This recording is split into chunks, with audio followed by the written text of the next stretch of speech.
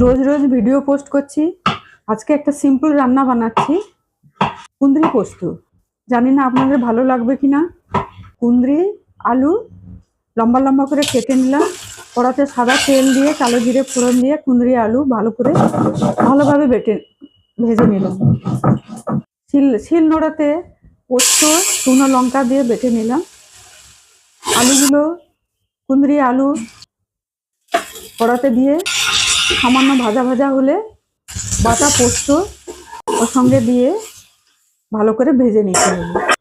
পোস্ত বাটা ভাজা হলে ভালো লাগে, টেস্ট খুব বেশি ভালো হয়। এবার জল দিয়ে দিলাম, কাঁচা লঙ্কা দিয়ে দিলাম, ঢাকা দিয়ে 5 মিনিট সেদ্ধ হওয়ার পর ঢাকা খুলে গরম গরম ভাতের সঙ্গে পরিবেশন করলাম কুঁদরি পোস্ত।